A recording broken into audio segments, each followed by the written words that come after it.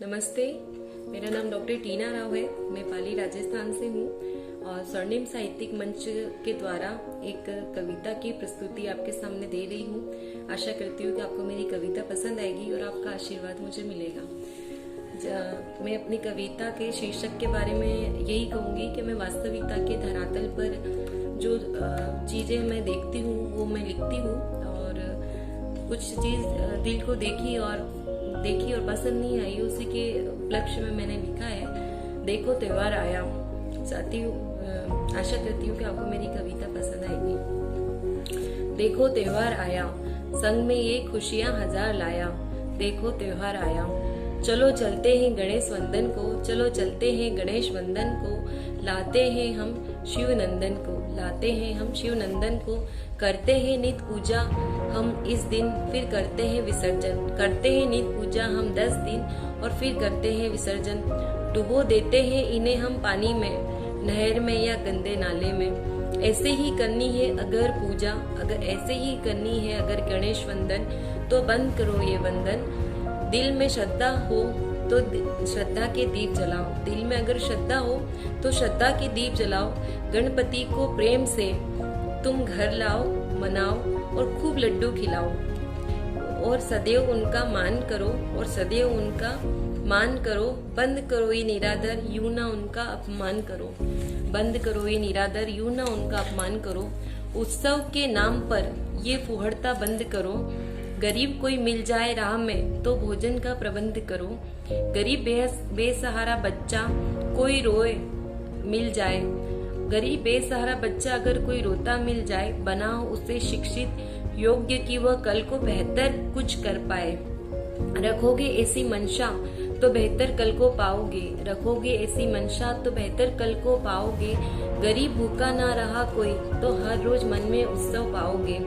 भगवान खुश होता है रोतों को हंसाने से, बूढ़े बेबस लाचार मानव को सहारा बन जाने से, एक बेटी की लाज बचाने से, एक भ्रूण को दुनिया में लाने से।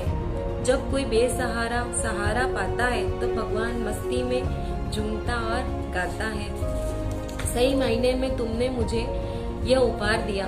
शिव जी और गणेश जी, माता रानी, अगर किसी भी ईश्वर को आप अगर मानते हो, उनको ही सही मायने में यह उपहार दिया। मेरे आने की खुशी में न जाने कितनों का जीवन तुमने तार दिया। ईश्वर ऐसा सोचते हैं। त्योहार आया, त्योहार आया, चलो चलते हैं हम 9 दिन की बहार आई। चलो चलते हैं, चलो चलते हैं 9 दिन की बहार आई। संग में मेरी माता रानी को भी साथ लाई। माता को घर पर लाते हैं, कर मनुहार उसे सिंहासन पर बिठाते हैं। पूजा कर 9 दिन की, नदी नाले में कुएं में उन्हें फिर बहाते हैं। 9 दिन मूर्ति रूपी माता को शीश नवाते हैं, पकवान खिलाते हैं, अपने पर इतराते हैं।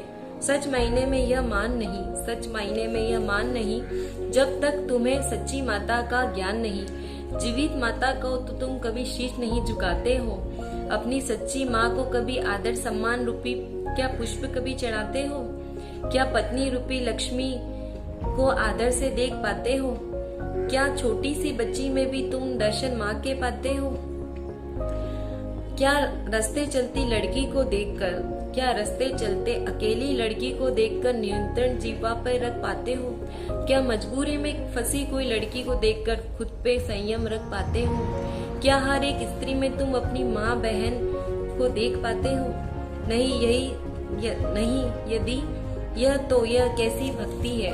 अगर नहीं तो यह कैसी भक्ति है? आराधना तुम करते हो दहेज हत्या, मारपीट, भ्रूण हत्या, नवजात हत्या, बलात्कार, न जाने कितने पाप तुम करते हो। इतने मुखौटों के बीच तुम क्या छुपाना चाहते हो?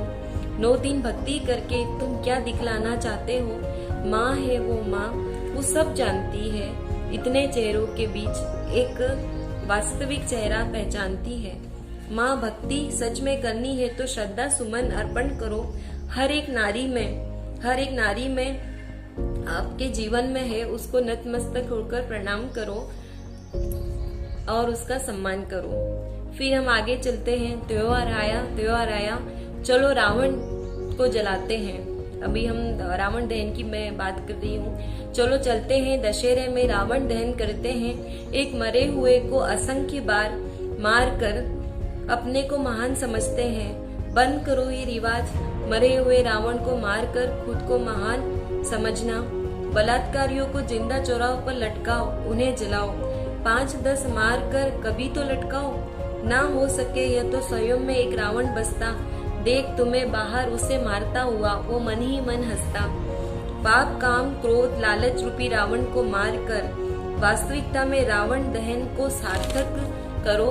रावण प्रकांड पंडित था, रावण जो था वो प्रकांड पंडित था, ज्ञानी था, यूं ना उसका अपमान करो। उसकी एक गलती पर तुम हर वर्ष उसे जलाते हो। स्वयं में भी रावण है जो गलतियों का पुतला है, उसे क्यों नहीं जलाते हो, उसे क्यों नहीं मारते हो। त्योहार के मूल अर्थ को पहचानो, अपनी गलती स्वयं ही पहचानो। अपनी बहन, माँ, बेटी, पत्नी की रक्षा करो और अगर कोई उनकी तरफ हाथ बढ़ाए तो उसकी भुजाएं उखाड़ दो, मारो, जिंदा जला दो। हर एक रावण जो सीता जैसी नारी को अपवित्र करने की सोच रखे उसे तुम मार गिरा दो। वास्तविकता यही है। पुतला जलाना क्या वास्तविकता में सही है? नहीं मेरे भाई, मेरे मित्रों, यह सही नहीं है। मैं किसी की भावनाओं को ठेस पहुंचाऊं यह मेरा उद्देश्य नहीं। मैं किसी व्यक्ति विशेष की भावनाओं को ठेस पहुंचाऊं यह मेरा उद्देश्य नहीं। मानव मूल में ईश्वर है, यह बात सत्य है, इस बात में दो राय नहीं। मानव मूल में भगवान बसता है, यह सत्य है, शाश्वत है, यह झूठी बात नहीं। अगर आपको किसी को भी मेरी इस कविता से अगर हृदय में पीड़ा हुई हो तो मुझे माफ करना, पर जो वास्तविकता में मैंने देखा वो मैंने लिखा। आशा करती हूँ कि आपको मेरी कविता पसंद आएगी। धन्यवाद।